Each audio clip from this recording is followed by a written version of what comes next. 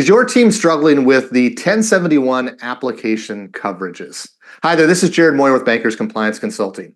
Well, you're not the only one. There are many of you out there that have reached out that we've heard that are struggling with when, where, and how 1071 applies to applications. So what we've done is put together some tools and resources. Today, I want to talk to you about one of those tools and resources. It's our application coverage matrix. Now, at a glance, you're going to go, wait a minute, that looks complicated. But trust me, this is going to make things a bit easier for you. If this is your first time in front of 1071, I get it. This could seem overwhelming, but we're going to hope that this tool makes your life just a little bit easier. So here's how it works. You're going to start on the left-hand side, and we're going to determine what type of credit that is in front of you. So if it's consumer credit, meaning it's for personal, family, or household purposes, okay, then you can just go across the top there and you'll see that 1071 is not applicable because 1071 is a commercial lending compliance requirement. So consumer products, they're out. So if we have non-consumer, which is going to be business, commercial, agricultural purposes, okay, and you can see we've got a big old box there on the left-hand side. Okay, there's a lot of things that are covered within that. But then we need to look to the gross annual revenue. Well, there's a threshold. That's how we determine who a small business is. It's gross annual revenues that are equal to or less than 5 million, and that's the prior fiscal year.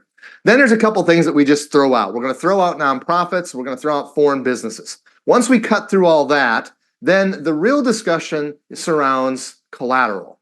Now, 1071 was not meant to be a collateral regulation, but what they did is they went to collateral in carving some things out. Essentially, they said, you know what? We've got this other rule. It's called HMDA, the Home Mortgage Disclosure Act, and we know that not everyone's subject to it, but we're going to use it, whether you're subject to HMDA or not, to carve out some things from 1071.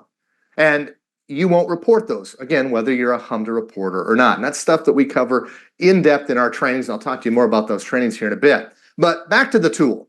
So some of the real confusion comes into play when we talk about the collateral and whether or not it's a dwelling, because that's where a HMDA comes into play. If you've got a HMDA-defined dwelling and it's not otherwise exempt from HMDA, okay, then it's HMDA reportable and not 1071.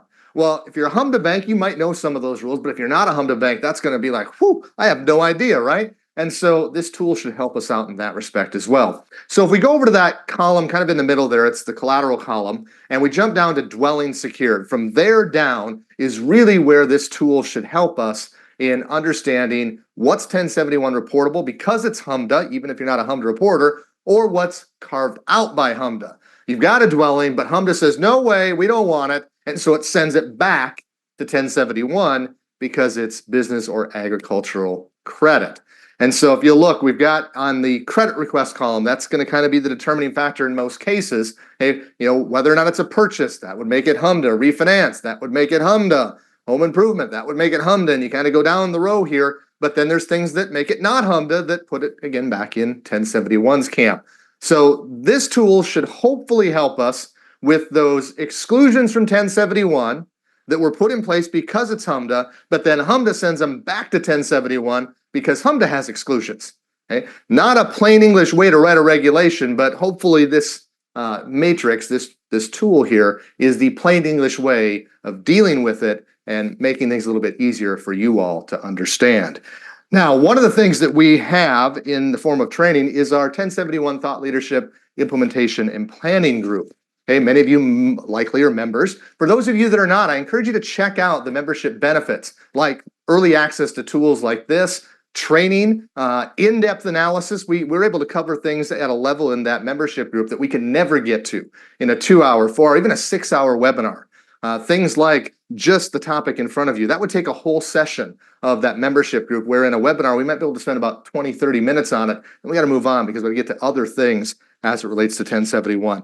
That's something your team's interested in helping with your implementation efforts. We'd love to talk to you more about the membership group. If you're just looking for training, we have you covered there too. We have a menu on our website where you can get access to all of our trainings, but you can type in 1071 and it'll pull up our menu of things that are currently available as it relates to Section 1071. They would be on demand as well as things that are live up around the corner. And I can tell you this, we also have things that are not on the menu yet that we're working on back in the shop to bring to you at a later date. Stay tuned for those trainings down the road. And then just generally, if you have questions, we have a quick response consultation product.